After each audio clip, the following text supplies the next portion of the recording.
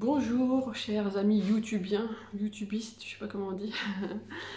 Aujourd'hui je vais vous parler de comment j'ai assumé ma médiumnité. Et non, pas comment j'ai assumé ma médiumnité, je sais pas comment dire ça, ça commence bien. Comment j'ai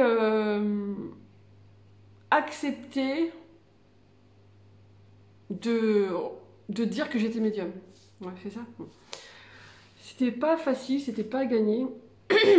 D'ailleurs, vous voyez, ça me fait un chat dans la gorge, rien que d'y repenser. Parce que je vous rappelle quand même mon bagage de base, c'est que la fille, elle était athée. Hein, je croyais pas du tout en Dieu, en anges, tout ça, rien du tout. Cartésienne, donc je m'intéressais aux questions de la vie après la mort, mais j'y croyais pas vraiment, quoi. Et mais au moins je m'y intéressais, quoi. Et donc quand ça m'est tombé dessus, bah comment vous dire que quand j'ai commencé à avoir des plumes d'ange dans mon jardin et tous ces phénomènes que je vous ai déjà racontés, ça a été compliqué déjà pour moi d'assumer ça envers moi-même. Et donc je sais plus si je voulais raconter dans une autre vidéo, peut-être que je vais radoter dans cette vidéo. Mais le truc qui m'a le plus marqué, je me rappelle, c'est quand je suis allée chez mes parents en Normandie aux vacances de Pâques, donc ça faisait peut-être un mois et demi que j'avais eu ma mission de vie et que la médiumnité m'était tombée dessus. Et, je me rappelle, je sais pas combien, je suis restée quelques jours, mais pendant ces quelques jours-là, j'ai pas réussi à en parler à mes parents, quoi. Vraiment, je voulais leur en parler, mais je pouvais pas. Ça restait bloqué, je savais pas du tout par quel bout le prendre, je savais pas du tout comment leur dire. Enfin, je me sentais vraiment pas à l'aise avec ce sujet, pas du tout. Et pourtant, c'était hyper important dans ma vie, mais j'étais en train de me dépatouiller avec, quoi. Et donc, je leur en ai pas parlé, je me suis auto-censurée à mort. Je me suis tellement auto-censurée que le dernier jour, avant de partir, enfin la veille de départ, ben, j'étais à fond, quoi. Ça m'est déjà arrivé avant et ça m'est plus jamais arrivé depuis. J'avais plus du tout de voix. D'ailleurs, j'avais fait des audios à mes copines pour les faire rigoler. Je sais pas si je pourrais les retrouver, mais Je parlais comme ça. c'était n'importe quoi.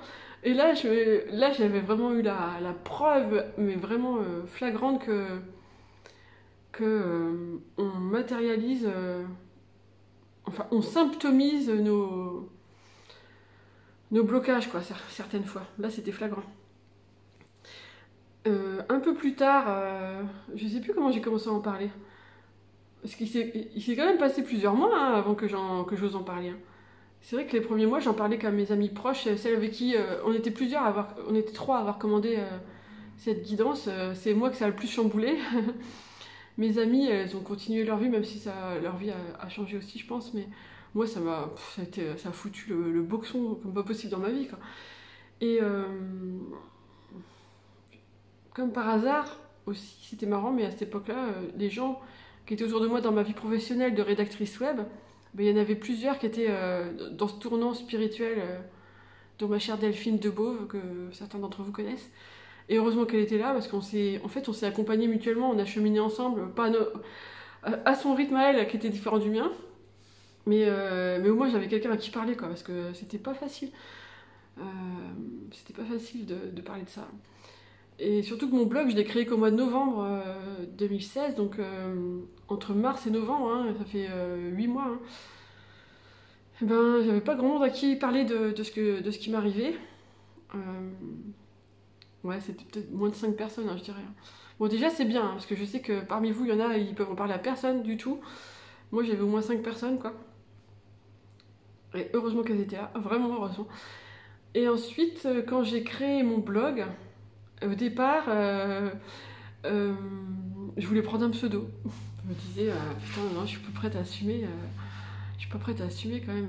On sait jamais si des gens que je connais tombent sur le blog et tout, qu'est-ce qu'ils vont dire et tout. Je pensais à ma famille, je pensais à mes amis, parce qu'il y en a qui sont très cartésiens dans mes amis, n'est-ce pas? Et donc je me disais, je suis pas prête à assumer du tout ça, donc je me dis, allez, je vais prendre un pseudo et tout. Et donc j'avais trouvé un pseudo complètement ridicule qui faisait penser à... au mieux à une voyante sur un serveur de voyance, quoi. Et au pire à un truc de call girl.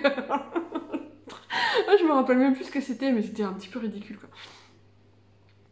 Et puis, le bon sens et la raison ont fini par revenir, et je me suis dit, comment est-ce que je peux parler de médiumnité, de mon expérience, de mes doutes, de mes questionnements, si je prends un pseudo? Je suis pas du tout crédible, puisque mon message, déjà à l'époque, c'était la médiumnité, ça fait partie de la vie, et il faut apprendre à vivre avec, et voilà, quoi. Donc si je prends un pseudo, ben je détruis tout illico le message. Donc souvent il y a des gens qui me disent oh là là, t'as été courageuse de créer ton blog, d'en parler dans des bouquins et tout. Et le seul courage que j'ai eu c'est de pas me cacher derrière un pseudo, ça c'est vrai. Mais après le reste je me sentais forcée, poussée à le faire, je devais le faire, donc j'avais pas le choix finalement. J'avais pas le choix. Et donc le blog est sorti avec mon nom et tout. La page à propos, c'est moi, hein, je raconte comment j'en suis arrivée là et tout. Et je me suis dit, bon, bah on verra bien. Hein. Si les gens doivent tomber dessus, ils tomberont dessus et voilà. Bon, ça n'a pas manqué. Mes parents, je sais plus que par quel hasard ils sont tombés dessus, mais ils sont tombés dessus. Et donc, c'est bien, ils m'en ont parlé. Ils m'en ont parlé, quoi. Et voilà, je me suis dit, oh bah voilà, au moins c'est fait avec les parents. Puis ça c'est. Le reste de la famille a su très vite, quoi, parce que. Mais c'est pas moi qui l'ai dit. Enfin, je crois que mes parents, on s'est téléphoné, j'aurais raconté ce que je vivais, tout ça. Il me semble que ça s'est passé comme ça. Papa, maman, si vous passez par là, vous pourrez, si vous allez sur YouTube, vous pourrez confirmer en dessous.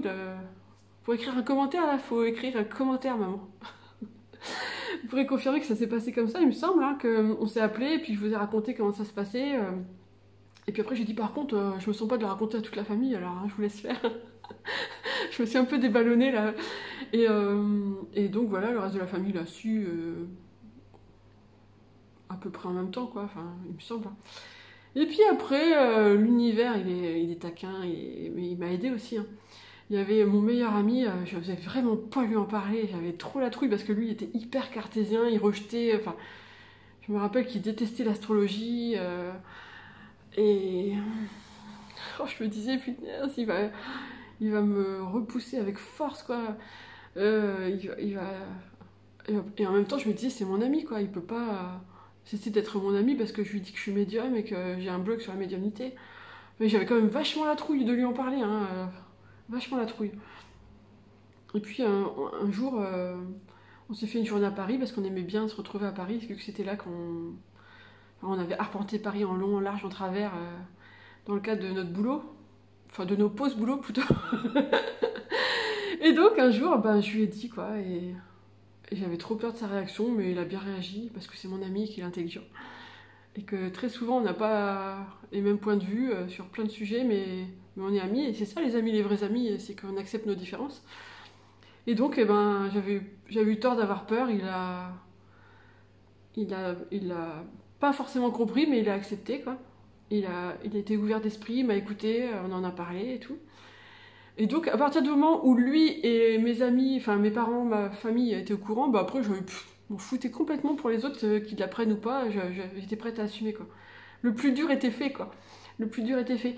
Et en plus, au fur et à mesure des mois, de partager mon expérience, d'en parler, de commencer à faire des canalisations écrites avec les clés de l'âme, de faire des conférences même, parce que je me suis retrouvée à faire des conférences, le truc complètement improbable. Et plus j'en parlais, plus j'avais des gens qui m'envoyaient des messages pour me dire ah Fabienne, mais c'est incroyable, j'ai l'impression que tu parles de ma vie, de moi. Et plus je vivais ces choses-là, plus j'en parlais, en fait voilà, plus j'en parlais, plus je l'assumais. C'est marrant, hein, parce qu'on pourrait penser que plus je l'assume, plus j'en parle, mais non, moi c'était le contraire, plus j'en parle, plus je l'assume. Mais maintenant, mais alors je suis hyper à l'aise avec ça, enfin... Non, exagérons pas. N'exagérons pas. Par exemple, là, mon fils, j'ai dû remplir son dossier de réinscription en 5e. Et il y avait la case profession de la profession. Et là, j'ai dit, j'écris quoi. Mon fils, il me dit, tu marques médium, écrivaine, blogueuse. Je dis, ouais, après tout, c'est vrai, quoi. Assume jusqu'au bout. Donc, c'est vrai que là où c'est le plus bizarre et le plus compliqué pour moi, d'en parler, c'est dans le truc administratif comme ça, quoi. Par exemple, quand j'ai acheté ma maison chez le notaire, j'ai dit que j'étais blogueuse, hein. J'ai pas dit que j'étais médium parce que j'avais peur que ça fasse un blocage, quoi. Après, ah, faudrait que je vous raconte ça dans une autre vidéo. Non, je le raconte maintenant, ouais, parce que ça fait partie du fait d'assumer. En fait, j'ai acheté cette maison là où je vis, j'étais locataire avant, et la propriétaire, eh ben, je l'aimais bien, quoi, on s'aimait bien, mais sans trop se connaître. D'ailleurs, Christiane, si tu passes par là, coucou. Et donc, elle décide de vendre sa maison, qui était dans la famille depuis toujours, depuis sa construction dans les années 50. Et moi, je me dis, c'est pas vrai. Déjà, la maison d'avant où j'étais locataire, je suis partie parce que le propriétaire, il voulait vendre. Ah, ça me saoulait, quoi. Donc, je voulais pas partir de cette maison-là. On venait d'arriver, ça faisait même pas un an. J'avais pas envie de me retaper tous les cartons et tout ça. Puis, j'aimais bien cette maison.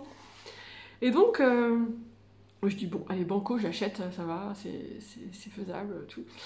Et donc, bah, je remplis le dossier chez le notaire, patati patata. Profession, je marque blogueuse. Hein. Je dis, je veux pas marquer médium. Et donc, on se retrouve le jour J pour signer la vente, quoi. Et donc, il y avait Christiane, la vendeuse, la propriétaire, enfin, la future ex-propriétaire, il y avait moi, et il y avait le notaire. Et donc, il dit tout le blablabla, puis il dit, alors madame, vous êtes blogueuse? Ouais, je dis, ouais.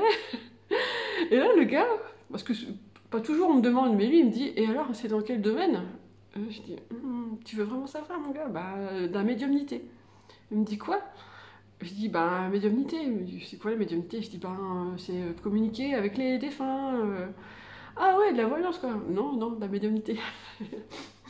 Et donc, bah, je m'étends pas plus, quoi, parce que, bon, je vois qu'il...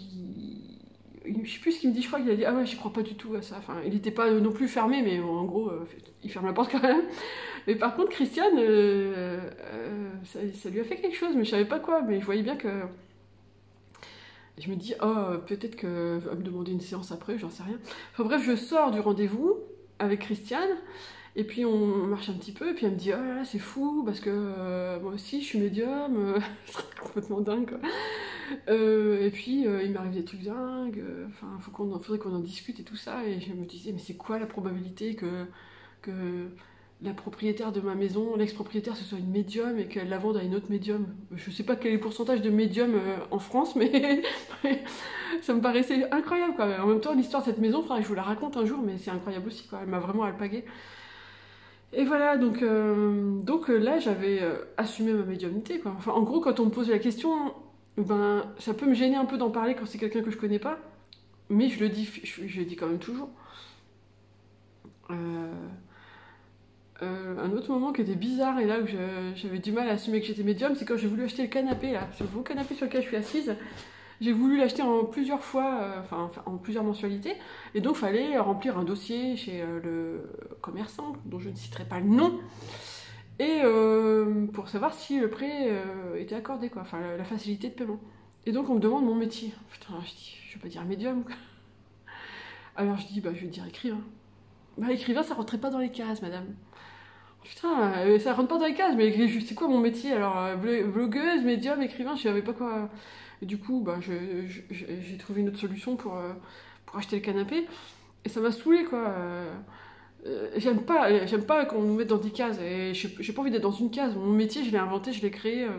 C'est un peu de médium, un peu d'écriture, un peu de blogage, de blogagisation. Enfin, voilà. Mais j'assume d'être médium. Une autre anecdote, à la fête de l'école, quand il n'y avait pas encore ce cher Covid qui nous fait yesh, je sais pas il y a combien de temps, il y a 3 ans, il y avait la maman d'un ami de ma fille, on discutait dans la cour et tout, avant que le spectacle commence, et elle me demande ce que je fais comme métier. Alors autant c'est facile à dire à des gens qu'on connaît pas sur internet, mais dans la vraie vie, eh ben, c'est un petit peu bizarre quand même. Hein. C'est un peu bizarre. J'ai dit, bah, je suis médium. Et j'ai raconté un peu. Et je voyais bien que. Je voyais bien que c'était pas du tout son truc, qu'elle était vraiment. Ouais. Elle me jugeait pas, mais c'était. Elle me comprenait pas non plus, quoi. Et ce que je voulais dire aussi, c'est que plus j'ai été à l'aise avec ma médiumnité, avec mes capacités, avec ce que je vivais, moins j'ai cherché à convaincre les autres de ça. Parce qu'au début, je voulais les convaincre. Moi, j'ai cherché à les convaincre et plus j'ai assumé, quoi. Je me suis dit, s'ils doivent passer par ce chemin-là, ils y viendront d'une façon ou d'une autre. Donc, j'ai rien à... j'ai rien à leur convaincre, c'est pas français, hein, vous comprenez ce que je veux dire. J'ai pas à les convaincre de quoi que ce soit, quoi. Moi, j'assume qui je suis, c'est ma vie, c'est ma vie quotidienne, je sais ce que je vis, je sais ce que j'ai vécu, je sais les témoignages que je reçois, c'est une richesse incroyable tout ça. Enfin, vous êtes une richesse incroyable pour moi, tous ces témoignages que je reçois qui me confortent dans le fait que je suis pas folle et que je vis bien ce que je vis. Et de toute façon, ça fait longtemps que je sais que je suis pas folle, dans ce sens-là en tout cas. Et, et j'assume complètement, quoi. Et c'est vrai qu'il y a toujours un petit moment de gêne, je peux pas dire le contraire, dans la vie de tous les jours. Je sais pas, si j'en ai invité chez des amis de mon homme et qu'ils me demandent quel métier je fais, ben. Je suis médium. Pardon? Je suis médium. Ah, quoi? Médium? Ouais. Et j'écris des livres et j'ai un blog aussi, ouais. Et ouais, c'est marrant. C'est marrant d'assumer. Et finalement, je l'ai assumé relativement vite. Ouais, j'ai assumé relativement vite. Et maintenant, je suis vraiment à l'aise d'en parler, même s'il y a ce petit moment de gêne dont je vous parlais. Mais après, si vous me lancez sur le sujet, vous voyez bien avec les vidéos YouTube, hein, je peux en parler pendant des heures. Et d'ailleurs, tiens, voilà, je pense que les vidéos, là, c'est aussi une nouvelle façon d'assumer ma médiumnité, quoi. Avant, je l'assumais derrière les... comment dire, behind the scenes, comme disent les Américains. À l'arrière de mon blog, dans mes articles, derrière mon écran, quoi. Derrière mes livres. Et maintenant, voilà, je suis face caméra, je suis face à vous. Je vais faire une conférence bientôt, je vais refaire une conférence, je suis trop contente. Je l'assume de plus en plus et je suis contente de l'assumer. Et je me dis, moi, si je veux aider les autres à assumer cette médiumnité, à plus en avoir peur et tout, et ben, il faut vraiment que moi, je porte ça en moi, quoi. Que je l'assume à 1000%.